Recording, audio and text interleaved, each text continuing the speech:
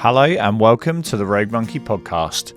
We're the show that shares stories from across the world of people's journeys with the aim of helping you find a way to work towards your goals and dreams. This week we're joined by Jonty Warneken. Jonty's story is incredibly moving. His career ambitions, which we explore in our interviews, took a significant change of direction following a horrendous car accident at the age of 22. A leg amputation and rebuilt skull followed, alongside an 8-month stay in hospital. Jonty takes us on the journey of what happened next, how he had to find a new path, and this quest took him to a number of world firsts for a disabled person, and we explore what that was like when doctors or experts in the field didn't have an answer as to whether he'd be able to do it. How do you ski in -30 with metal components forming your leg? How do you swim in icy water with titanium plates holding your skull together? Jonty's black and white view on what he is capable of is fascinating, and I really hope you enjoy this interview. So let's get into it, and episode 84 of the Rogue Monkey podcast featuring Jonty Warneken. Hello Jonty, welcome to the podcast. How are you doing? I'm very well, thank you. How's things today? Yes, really good, thanks. I'm really grateful for you sharing some time with us today. Now, I've given the listeners obviously a bit of an insight into your journey, and today I'm really keen to dive into your reflections as to what happened after your accident. But I guess just to start us off, can you set the scene on what your early path was like and where your childhood ambitions were looking to take you? So my path when I was 16 or when I was 18 was the same one that I had when I was 12, which was the same one that I had when I was about 7, which I only ever wanted to do two things, and that was play rugby for my country and fly military aircraft, whether it be fast jets or helicopters. And that's really all I ever wanted to do. It's what I built my life towards. I was very lucky. I went away to a public school, which had a great rugby team, great rugby setup, and a very good cadet force. So to put it into context, by the age of 17, I had my RAF cadetship. I had an opportunity to join the army when I left university.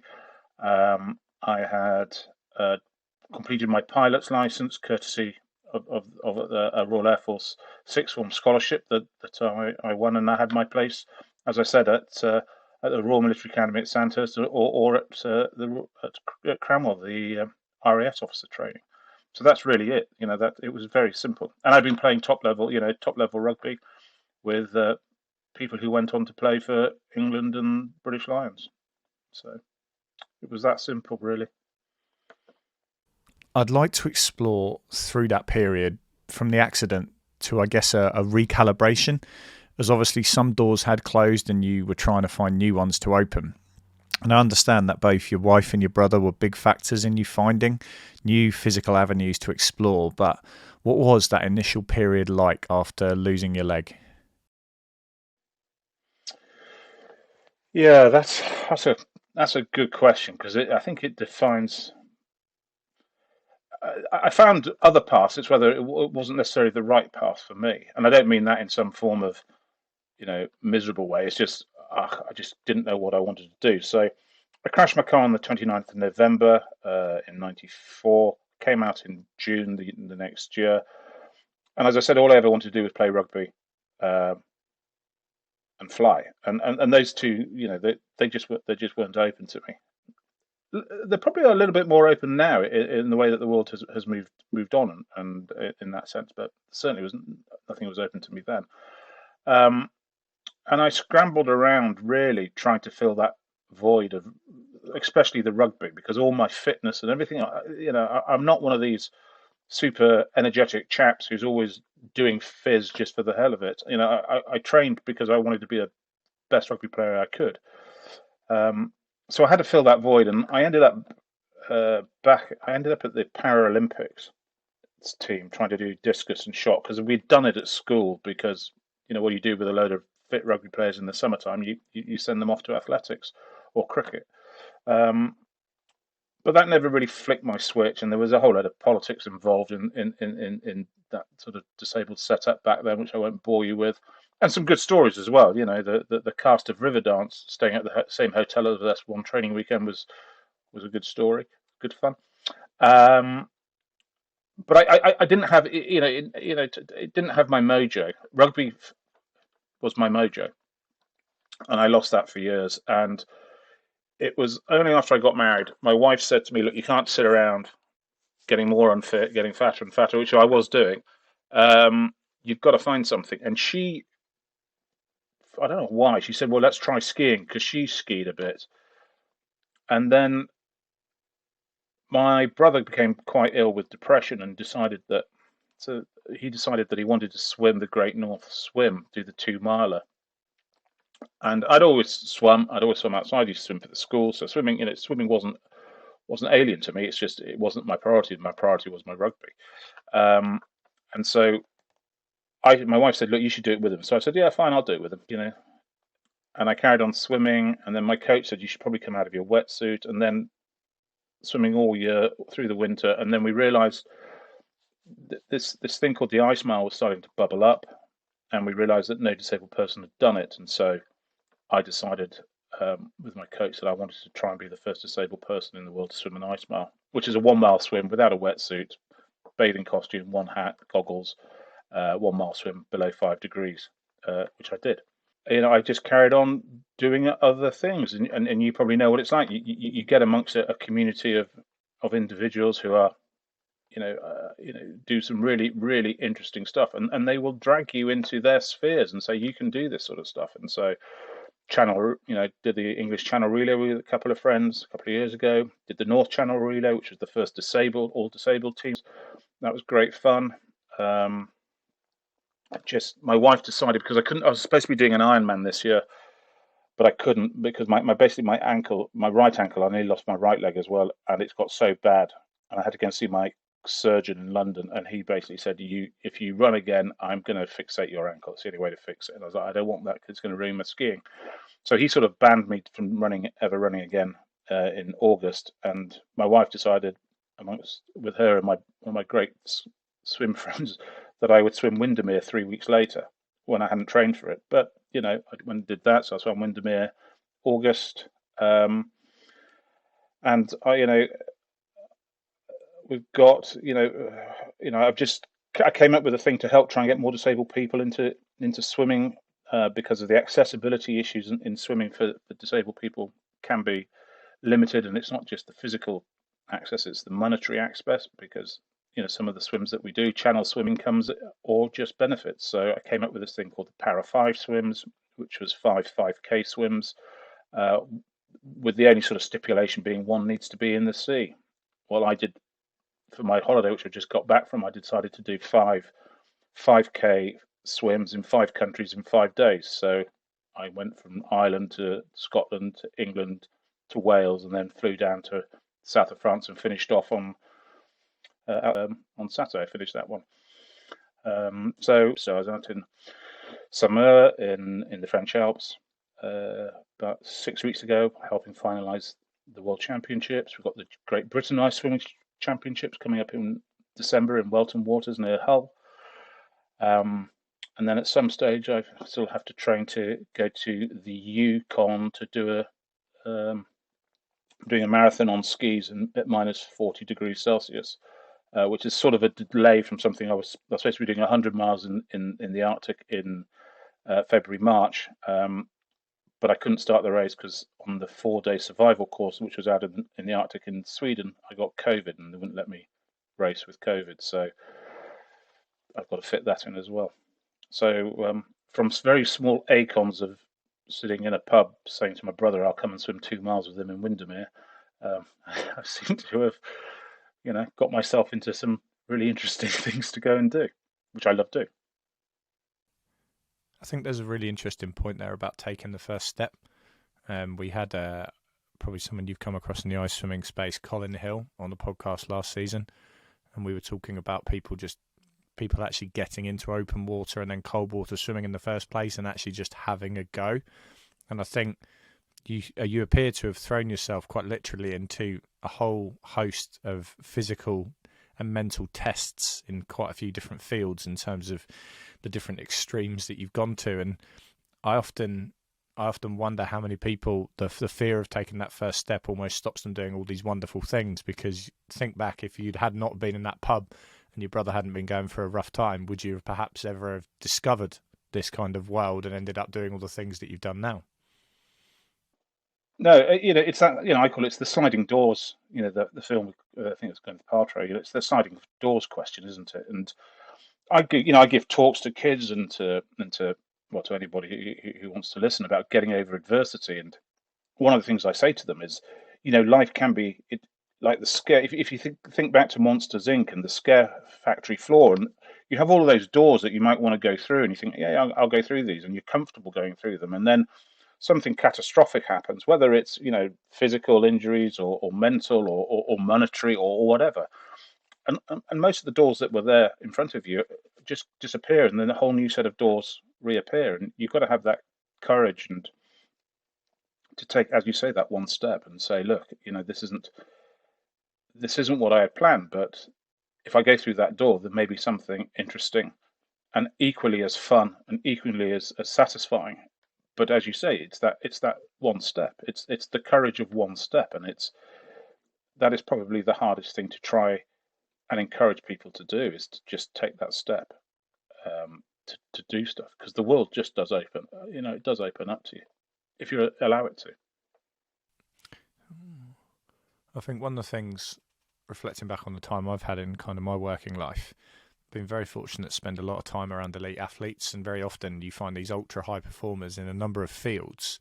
You can track it back to usually a massive period of adversity, and when you kind of came out, if you like, the journey following that crash in June, did you actually kind of go, well, if I can get through that, I can pretty much get through anything? Because we had, I think 2 or 3 seasons ago, somebody who was talking about a lot of the Antarctic and Arctic explorers, and you actually look at the challenges, full stop, of getting involved in that. And actually, most people like that have possibly never been through what you've been through. And actually, there is, I think, some seeds that were sown there to kind of look ahead and go, nothing's going to stop me. I can do these incredible challenges that you've gone on to do. Yeah, well, I personally don't view the world like that. I just forget that I'm disabled. Um, which is, it literally is that, and I have this habit of saying yes. So a pal of mine who's in the forces said to me, "Can you come and do an 8 mile speed march with the commandos over the mountains? Because we've got some injured. We said we've got a couple of amputees coming, and I need someone who knows a bit about amputees. So do you fancy coming and do it?" And I went, "Yeah, of course, because why not? Why wouldn't you? I did the first 3 Help for Hero bike rides because I wanted to do them. And I was the only non-military disabled person riding. Everyone else was part of the Headley Court team, and then there was me with one leg, and people kept coming up to me and go, "Well, how did you get injured?" And I was like, "I'm not in the military. I just crashed my car. I just wanted to be part of this. I wanted to help where I could." So I just do stuff because I enjoy doing it, and things like the Yukon and the Arctic, that came about because I swim sometimes with a most magnificent grandmother, called Pat, who is just she's completely remarkable. The stuff that she gets up to, and she's done Ice Mars, and she does Iron Man, and she does all these Yukon ultras and things like that. And I was just coming out of the lake. It must have been a cold, one of the cold swims, and she said, "John, so you like the ice and skiing?" I went, "Yeah." She said, "Well, I think you should try this. You should come to the Yukon and try this ultra." And all I said to her was, "Well, when you go out to it, can you ask them if they're happy to have a disabled person to do this?" And she said, "Sure, I'll ask them." And she came back. She said, "Yeah, have an interview with the guy who runs it and all of that. And if he's cool with you coming and he, understands where you're from and what you can do and the way you view life, then they'll be fine." And so that's how I got onto that. And the great thing for me is when you sort of start playing around in that space, when with people who are proper hardcore ultra athletes and endurance athletes, and you're just this sort of bloke with one leg who's middle-aged and all of that, there's absolutely zero, for me, there's absolutely zero stress about competing. I don't need to compete in any of this. I did, I did a full triathlon for Leeds Triathlon the other year. It made no difference whether I came last or second to last or first, because the fact of the matter is I'm the pretty much the only one-legged guy out there doing this stuff, and everyone goes, oh, well, if he can do it, then other people can do it. And I have this mantra which is complete, not compete. When I go out and do this stuff, I'm not looking to win. I'm not looking to push a time. I'm just looking to enjoy myself. Really, it's pretty selfish. I'm looking to enjoy it and just get through it, and hopefully get through it in within the time limits that they set. And it's, to me, that's a really simple. It's actually quite a relaxing way of doing stuff, because I'm not an elite athlete who needs to do these things within a time, or I'm racing. It's just, I just need to complete them. And I tell disabled people, I said, if you're pretty much the only person there and you complete it, you'll get as many plaudits as the people on the podiums, because it's like, holy crap! There is somebody who's just gone. I want to do this. I just want to be part of this community, and that's what we missed in lockdown in regards to the open water. Yes, we missed the swimming bit, but it was the community side of it as well that was a massive bit that we were all missing. So I think there's something I want to dive into there around the community aspect of it, because you talked about in some of these different events here being almost a lone ranger. So who was or did you have like inspirational support when you were kind of breaking into these various areas, or mentors or people that guided you? I mean, I know you mentioned about some of the military people you've come across and stuff like that, but how did you foster that community to give you that, I guess, disability support that actually it could be done from people that had perhaps done similar challenges or other challenges previously? The leg is something that we just have to work out. Talking about the ice or talking about skiing is easier, right? So if you decide that you want to go and ski at -30 with me up in Colorado, one of the things you may think is, well, I might get frostbite on my left toe, which you might. I think, what happens if my left foot or the componentry gets a bit cold? It's exactly the same thought process. It's, I've got this potential. It may go wrong. What do I need to do to negate it? So my friends don't think, there's none of this poor Jonty's disabled. It's like, we know Jonty, if we ask him or if we suggest it to him, he might be interested in this. And then you work out a way, just as we all work out a way, able-bodied or disabled, on how to achieve that, and what are the things that may be the risks, and what aren't risks. I do not have to worry about frostbite in my left toe. It's just great.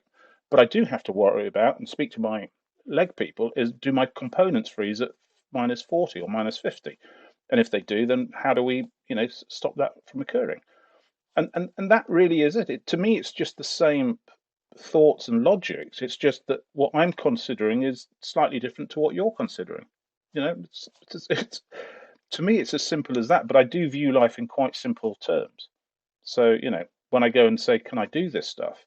The answer is, it's not that can I do it as in physically, because I know I can. I just have to do certain things differently, and I speak to a couple of people, and that's where the problem lies. Is there is not that many people, or in some cases, I am the only person who, there's no one to bounce ideas off. There's a couple of us, on certain things I can go and talk to and say, I know you've done the Arctic and this. How did you get over this issue with your leg and all of that? But when I was the first ice swimmer, and I had problems because I got titanium in my head and my ankles pinned together, and it was utter torture. And I rang the chairman and I said, it's called Ram. I said, Ram, how do we what's the best thing on this? And he said, look, you're the only person I know who's got metalwork that swims in the ice. Work it out and tell us how we then do it going forward. So there's a bit of that, which is, in some respects is quite cool. Excuse the pun. Because you are at the forefront of working all of this stuff out, and we don't have all the answers. We still don't have all the answers in regards to swimming in the ice. But there's a few people around that you can ask. But consideration wise, I just don't perceive what I've done to myself as a reason to, or as an excuse to not do this stuff. It's as simple as that. It just isn't. And I was, I thought I was going to be heartbroken when my surgeon said I can't do the Ironman, because I've been training for that for 2.5 years. And I was pretty cool with it when he said, you can't do it. If you do, you're going to, the only way I can sort this out is going to freeze your ankle. I'm going to have to operate and fix it in one position. I was like, well, that's not happening, because it ruined the skiing. and you just move on. I'm very good at putting blockers in place and going, okay, I can no longer do that, or it makes no sense to do that, but I'm happy to take the pain to continue skiing, and I know what pain that's going to cause my ankle and various parts of me, but that's cool, and I'm comfortable with that. So it's the way I view life is not much different to the way I did it when I had all of me. It's just my considerations are slightly different, and I know that I will suffer. I know that a lot of the stuff that I want to do involves, before we even get involved in the sports side or in the non-disabled bit. My ankle is a significant issue, pain wise, and so is my stump sometimes. Especially when it gets cold and a lot of time in the socket, it will get sore. But that's okay. I'm comfortable with that. I'm comfortable with taking, with suffering. Well, you mentioned there about, I guess, viewing life in quite simple terms and similar to the way you viewed it before your accident. So let's time travel back to, university in '93. What would you say to yourself in that situation, looking back and knowing now what you've kind of gone through? The one thing I would say to myself is keep the weight off, because it was putting the weight on. I've never been good with food and weight. I was lucky. I was always training for rugby or something. I was always a big chap, and it was the weight. Arguably it was the weight, not the damage I did to my body from the car crash, that basically meant I didn't have the life I wanted to live for probably 10 years, because I just put so much weight on and I was just becoming more and more miserable. So the one thing I would say to myself is, do that. And I eventually ended up having gastric surgery to lose the weight, to try because it was just, I kept failing my ice swimming medicals for fatty livers, and my GP said, look, you've tried all these little diets, and the only thing that's going to work is some form of gastric surgery. So I went to see the guys, the consultants, and that's what I did. So it may surprise some of the listeners is that people say, well, would you ever counsel yourself to not drive the way you did so you avoid hitting the tree and all of that? And I'm not 100% certain, I would, because I wouldn't be here now. I wouldn't have the friends. I probably wouldn't be married to the lady I'm married to my beloved Pen. I probably wouldn't do the job I do. Looking at what's happened in rugby and in the military, I may be could be in worse state than I am now. So I never look back and say, what if? I think that's the worst thing anyone who goes through anything in life, let alone what if. I will look forward and go, what if I did this? What if I tried that? Okay, my legs, ankles killing me, but what if I stopped doing that and started doing that? That's how I look at life. I never go back and go, what if I didn't drive around that corner at that speed, or drop it down on the gear to cause the car to skid. I never do that. I just think it's the most pointless exercise in the world. It just, as I've said in the past, it rots your soul. Going about what if, looking backwards. So I just say, what if, looking forward. What if I did this? What if I tried that? Could I do that? That's how I would counsel myself at 21, leaving university. There's a gentleman called Anthony Bennett who I crossed paths with a few years ago, and he was in Great Ormond Street at the age of 16 with some really unusual virus and ended up having to be resuscitated. I think it was 12 times. And he's obviously completely changed his life when he eventually came out of there. And his attitude was, if I say no to what the opportunity is in front of me, nothing changes. But he said, if I say yes to it, something incredible could happen. And I think retrospectively now, looking back, the amount of times you could have said no, but you didn't. And I look at that list of achievements and the fact that you're standing here saying, hey, that I'm still got so many things I want to tick off and work towards and challenge myself doing, is you're a person who embraces opportunity as opposed to shying away from challenge. And I think there's a lot to be said for that, especially in the modern day and age where we are quite, I guess, risk averse. Yeah, I think we are. And, I say, when I give these talks, I say to the kids, say yes more often than you say no. I have them written down. One of the big ones is participate rather than spectate, which basically means get off your butt. And I'm equally as bad at this, and go and do something. I would rather go swimming in freezing cold water, then most of the time, then go to watch England play rugby at Twickenham, because I just prefer to be doing stuff now. It's better for me. It's better for my soul. And that doesn't mean I don't go and watch the rugby. It's just on balance, when you're looking at balance in your life, most of my time I would rather go and do something rather than sit and spectate. And so, you know, those are the sorts of things that I try and remind myself to do. And especially when times are tough and when I'm not feeling great. And I must admit, post COVID that I haven't been as sparky, energetic, and I think that's just part of recovering from COVID. Um, and therefore it's that constant assessment. Well, I know I can only do X amount compared to what I used to do at the moment. So what can I do that I can achieve with that training, or can I change my training program slightly that X amount could still lead me to do some really, really interesting things? And that's what you have to do. You constantly have to say, you can't use stuff as an excuse. I talk about reasons versus excuses. And a lot of this time in the world, I think, in the modern world, we're too quick to look for an excuse rather than a genuine reason. And if you look for genuine reasons, there's far less genuine reasons than there are excuses. And so I always ask myself, is that an excuse or is it a reason? And generally, it's an excuse, and therefore you have to sort of work your way around that and actually go and do what that excuse is preventing you from doing. Um, yeah, I do say yes a lot to a lot of stupid things. I mean, I wouldn't say they're stupid, but they are certainly eye-watering challenges. But I'm hearing so much synergy with, I mean, again, going back on a few episodes, we've interviewed two captains over the years of the Red Arrows, and I think the previous one we had on a few seasons back, and he talked about going to pilot school, if you like, and being told, I think it was 2, maybe 3 times, you're not good enough, don't come back.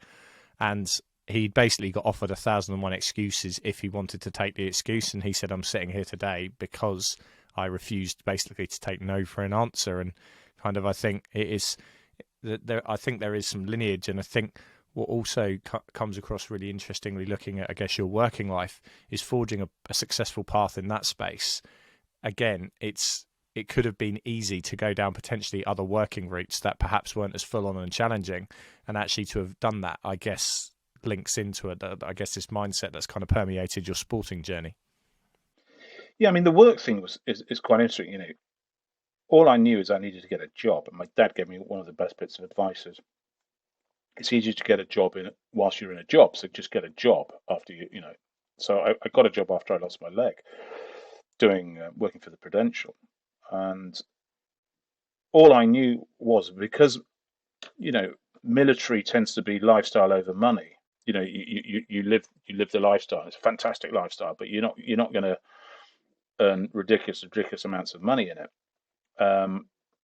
But I knew after losing my leg that I wanted a good lifestyle. I came from a background that people would say would be privileged. I went to private school and all of that sort of stuff. And I wanted a standard of living that I wasn't going to get basically living on benefits. And so I knew I had to get off and go and do something to pay me that I could live a lifestyle where I could pay to do the stuff that I want to do rather than do it as a day-to-day job. And it's not that I've never had any disability discrimination in the city. I've worked in the city of London for 10 years. I never had any I've never had any discrimination.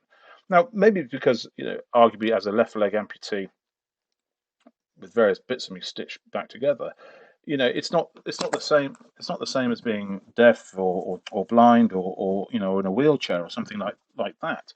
So maybe it's just because I look, inverted commas, normal, then I haven't uh, I haven't experienced it. But I've been doing this job now nearly 30 years, and there's no reason why anyone who has a disability couldn't do my job, or go and work in the city, or go and work in the financial services, or work for it in the investment management world, which is what I do. I just don't see it, especially with technology today. And I just think I think part of what people such as myself need to do is to stand up and say this is available to you. You can go and do this stuff, and don't. And it's not. When I was talking to a friend of mine who I swam the North Channel with her. And she said one of her issues was she wasn't demanding organised open water swims about making sure her leg was where it needed to be afterwards, and getting in and getting out. And I said, well, I don't give them an option. I just tell them I'm coming. Well, first of all, I check that they're okay, that they have an amputee, because their insurance may not allow it. And if they do, then I say, right, this is how it needs to happen. I need to get in here, and I need this my leg out there. Now, my wife will be here, and what do you need us to do to enable that to happen? And I make it in, I basically, it's a fait accompli to them that this has to happen. I just let them work it out amongst what they need to do, for their systems and support, and all the helpers, and all of that. So it's just having that attitude somewhat. Whereas, the way you say, this is going to happen, you come with that attitude of this is happening. You tell me the best way you want me to do that, and I never get any pushback or anything, to be honest. So I think there's a bit of attitude, and I'm very flexible. There are certain things I just cannot do, and so one has to understand that. Um, but most of the time, I think what I do is available to most people.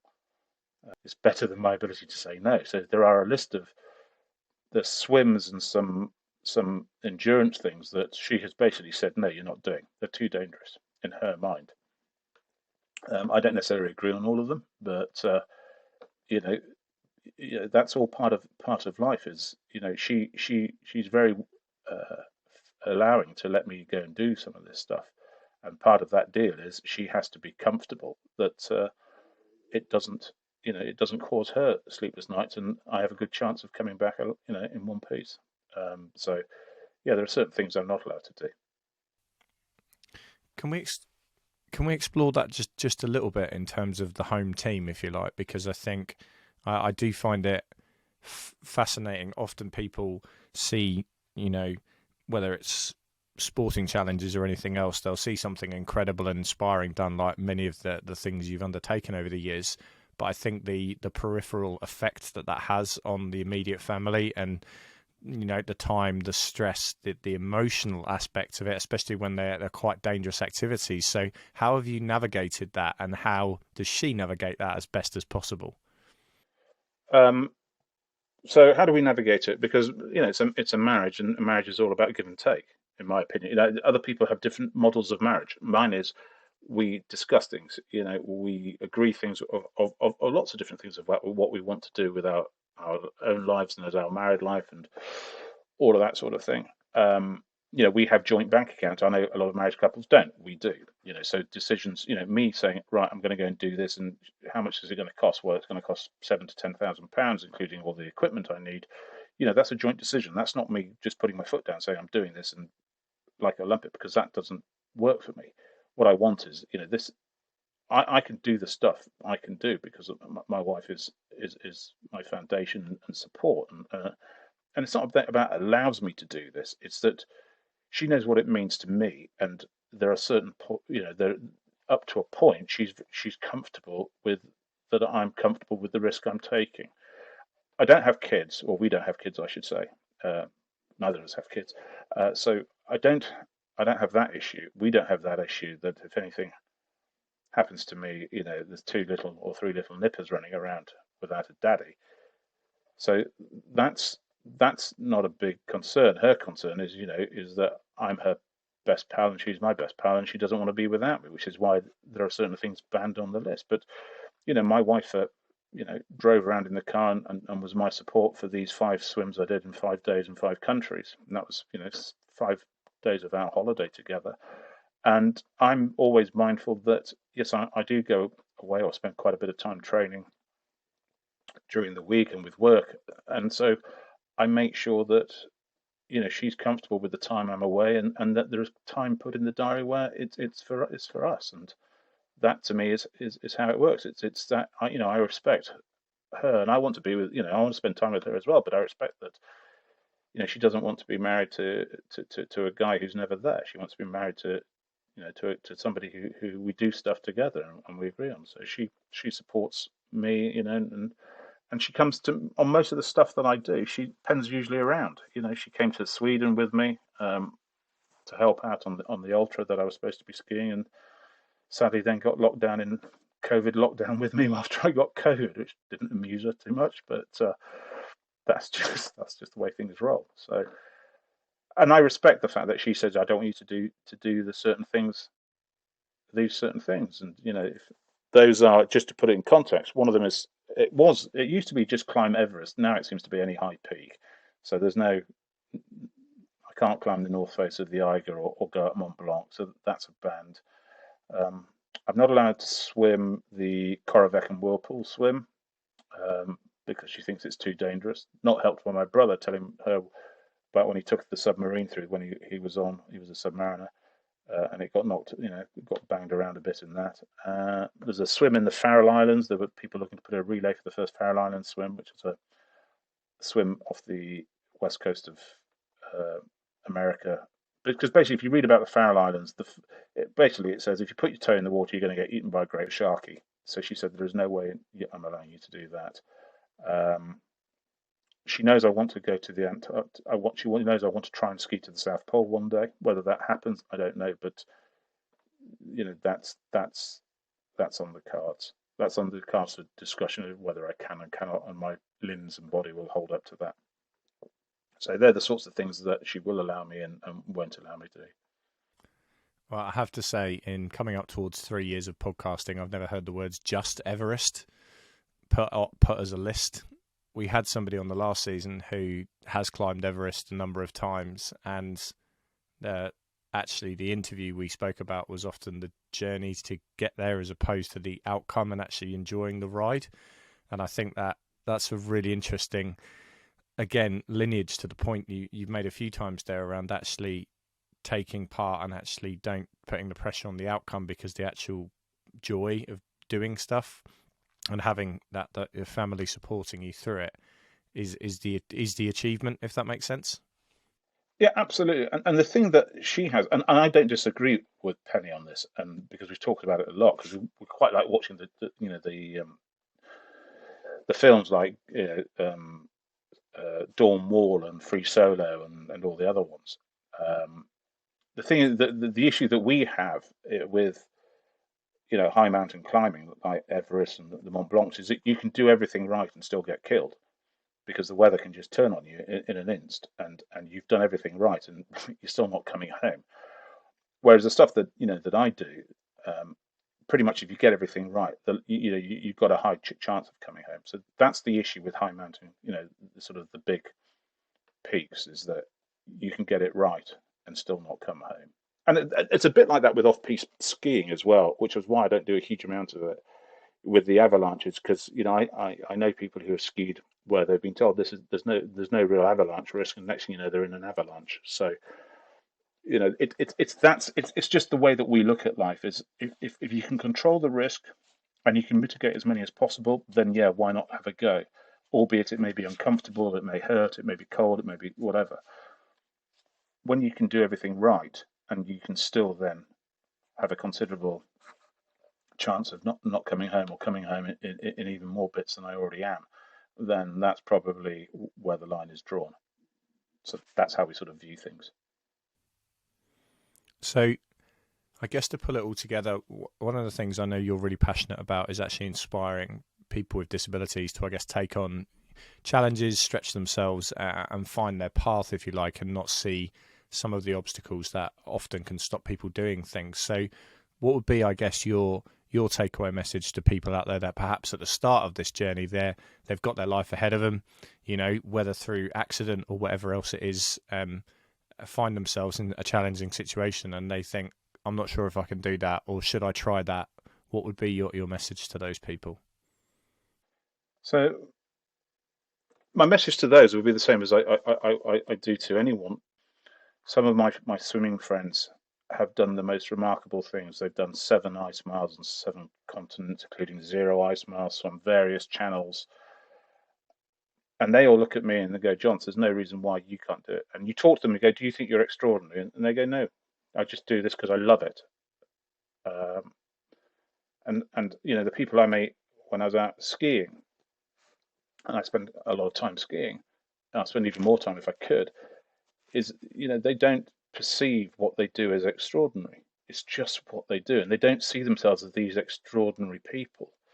And my advice to anybody is just go and surround yourselves with those people, because they will drag you into their sphere of capability and of standards and of what you can achieve. So that's why I just keep harping back to people that my one big piece of advice to anybody is just go and find the people who are ordinary people, who are everyday, but they do these most remarkable things. It's like this lady Pat, who I told you about, who suggested that I go to the Yukon. She is remarkable, but you talk to her, she doesn't see herself as remarkable. She just likes doing, these sorts of things. And that's what I would suggest people do. Go and find them, and those people tend to be the very welcoming, they're usually very keen to helpful to preach, to welcome people and to enable you to do what you want to achieve. You go and talk to the open water swimming community and the iSmile teams and the iSmilers that I hang around with quite a lot. Everybody helps you get in the water, and it doesn't matter whether you get in to go for a skin swim and it's 3 degrees in the water, or you're getting in a wetsuit.